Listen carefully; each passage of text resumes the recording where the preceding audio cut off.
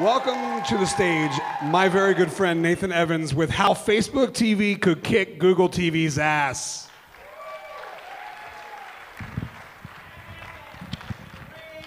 So as Ryan mentioned, talking about Facebook TV tonight. Doesn't actually exist yet, but I'm kind of surprised this guy here hasn't invented it yet. And actually not Jesse Eisenberg, but the real one. What's his name? So I recently cut the cord, and no, I'm not talking about moving out of my parents' basement. That was like 3 months ago. I'm talking about dropping cable TV in exchange for free content on the web.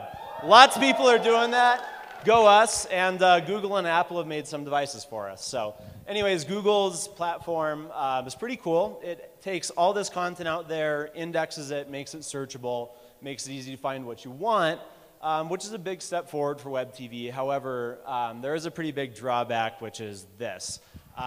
There's pretty limited content for it. All the major networks, including Hulu, which is a pretty big one, have blocked their content.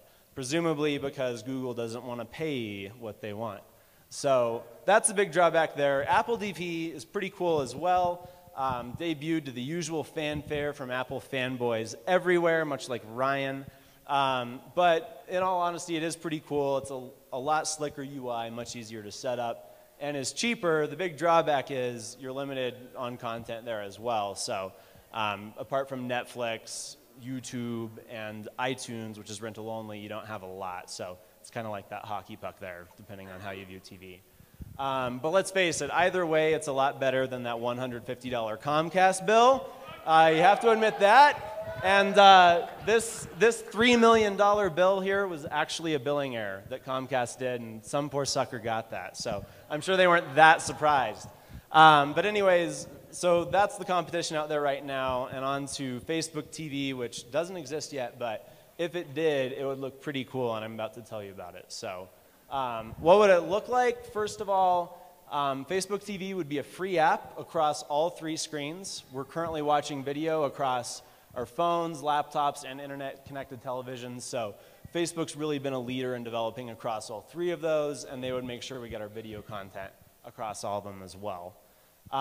It would aggregate content based on the interest you've pre-selected in Facebook, so you'd get everything from your favorite TV shows and movies to your friend's drunken night out to cat videos, of course, because what would the internet be without cat videos?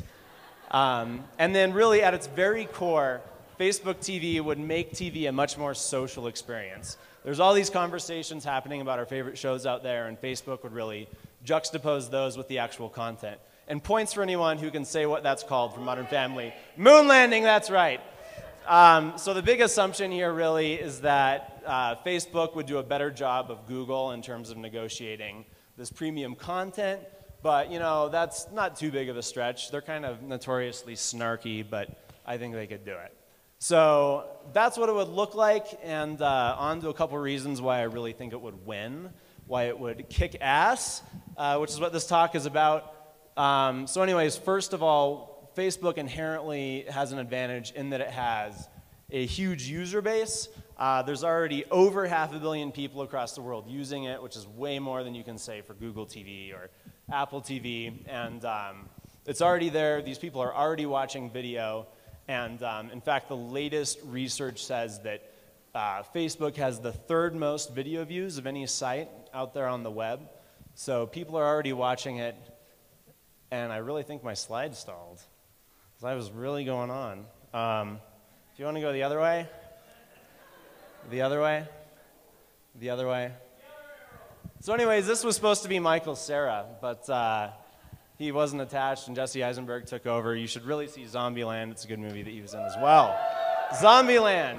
Always get the double tap, baby, the double tap. So back to what I was saying. These people already watch video on there. Facebook is essentially a time-wasting entertainment platform. I think we can all relate to the time-wasting side of it. So I don't think long-form content would be that big of a stretch. They already have a killer micropayment system, which is Facebook credits. This is really the reason why I think they'd be able to get that content, is because they'd actually get people to pay for content on the web, which is kind of shocking. Credits are great because they lower the psychological barriers to purchasing something. So In other words, you'd feel less bad about buying that fake goat for your virtual farm on Facebook instead of a real one for a real farm in Africa.